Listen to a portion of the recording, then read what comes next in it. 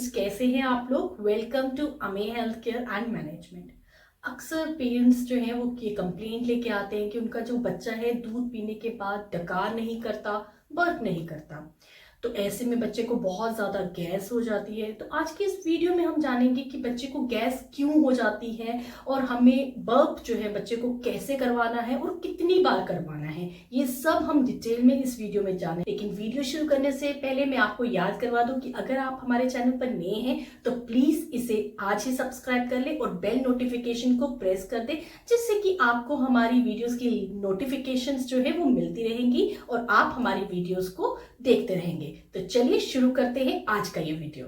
सबसे पहले ये जानते हैं कि बच्चे को बर्पिंग करवाना जो है वो क्यों जरूरी है। जब भी बच्चा फीड लेता है तो सकिंग करता है, जिसके दौरान वह एयर जो है वो अपने अंदर लेता है। ये एयर बबल उसके डाइजेस्टिव सिस्टम में ही रहता है, जिसकी वजह से बच्चे को पेट में दर्द होती है और वह रोता है। इसमें जब हम बर्पिंग करवाते हैं तो ये एयर बबल जो है उसके मुंह के जरिए उसके पेट में से बाहर निकल जाता है, जिसकी वजह से बच्चा जो है वो कंफर्टेबल फील करता है, उसका डिस्कम्फर्ट जो है वो दूर हो जाता है। इस सारी प्रॉब्लम को हम कोलिक पेन कहते हैं और ये ज्यादातर जो है इवनिंग में होता है, इसलिए हम इसे इवनिंग कोलिक कहते हैं। इसके लिए कुछ मेडिसिन्स भी हैं जिसकी वजह से बच्चा जो है वो कंफर्टेबल फील करता है, लेकिन डॉक्टर्स जो हैं वो बर्पिंग ही सजेस्ट करते हैं क्योंकि ये एक नेचुरल वे है। इसलिए हमें बच्चे को बर्प जो है वो जरूर करवाना चाहिए। जब भी बच्चा गैस या कोलिक पेन से सफर करता है तो वो दूध का जो इनटेक है वो भी कम कर देता है, जिसकी वजह से उसकी जो डेवलपमेंट है उस पर बहुत ज़्यादा फर्क पड़ता है और धीरे धीरे उसके माइलस्टोन्स जो है वो भी स्लो हो जाते हैं। अगर बच्चा दूध कम पिएगा तो उसकी डेवलपमेंट नहीं होगी, वो क्रैंकी रहेगा, वो डिस्कम्फर्ट फील करेगा और उसकी हेल्थ पर जो है वो असर होगा। बच्चे की हेल्थ पर तो असर होगा। रात को जब बच्चे की नींद नहीं पूरी होगी तो बच्चे की माँ की हेल्थ पर भी असर होगा। तो इसलिए हम सजेस्ट करते हैं कि जब भी आप बच्चे को दूध पिलाएं तो उसे बर्प जरूर करवाएं, ताकि जो बच्चा है वो कंफर्टेबल रहे और बच्चे के साथ साथ आपका भी कंफर्ट बना रहे। अब बात करते हैं कि हमें बर्पिंग कब करवानी है। जब भी आप ब्रेस्ट फीड करवाते हैं तो पहले जब आप एक साइड से ब्रेस्ट के फीड करवाते हैं बच्चे को तो थोड़ा देर रुक जाइए, उससे बर्प करवाइए बच्चे को, और जब वह डाइजेस्ट कर ले तो दूसरी साइड से आप बच्चे को दूध पिलाना जो है वो कंटिन्यू कर सकते हैं। दूसरी बात, अगर आप बच्चे को फीड करवा रहे हैं तो सपोज जैसे आप बच्चे को 120 ml दूध पिलाते हैं तो सबसे पहले आप क्या कीजिए, आप 60 to 90 ml दूध जो है वो बच्चे को पिलाने के बाद बच्चे को बर्प करवा लीजिए, डकार करवा लीजिए। जब वो डाइजेस्ट हो जाएगा दूध तो उसके बाद आप फिर से उसे फीड करवाना जो है वो कंटिन्यू कर सकते हैं। एक्चुअली क्या होता है कि 1 साल तक आपको बर्पिंग की ज़रूरत तो है ही है, बच्चे को आपको बर्प करवाना ही पड़ेगा क्योंकि वह पूरा दिन जो है वो लेटा रहता है, उसे दूध जो है वो डाइजेस्ट नहीं होता।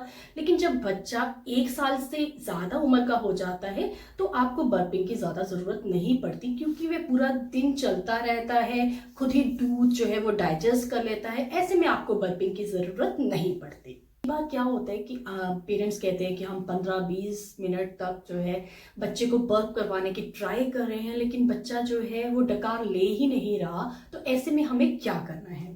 अगर तो बच्चा कंफर्टेबल है फिर तो आपको कुछ भी करने की ज़रूरत नहीं है, लेकिन अगर बच्चा जो है वो डिस्कम्फर्ट फील कर रहा है तो हमें उसे टमी टाइम देने की ज़रूरत है। टमी टाइम क्या होता है, इसमें आपको क्या करना है कि आपको बच्चे को अपने हाथ पर पेट के बल जो है उल्टा लेटा देना है, उसका जो मुंह है वो आपने साइड पे कर देना है ताकि उसे सांस लेने में जो है वो दिक्कत ना हो, और आप उसे पीठ के बल लटा के थपथपाइए, धीरे धीरे थपथपाइए, इससे वह डकार ले लेगा। या फिर आप क्या कर सकते हैं, आप बच्चे को अपने ऊपर ही रख लीजिए और उसका मुंह थोड़ा सा साइड कर दीजिए और पीठ के बल उसको थपथपाइए, इससे भी उसे रिलीफ मिलेगा।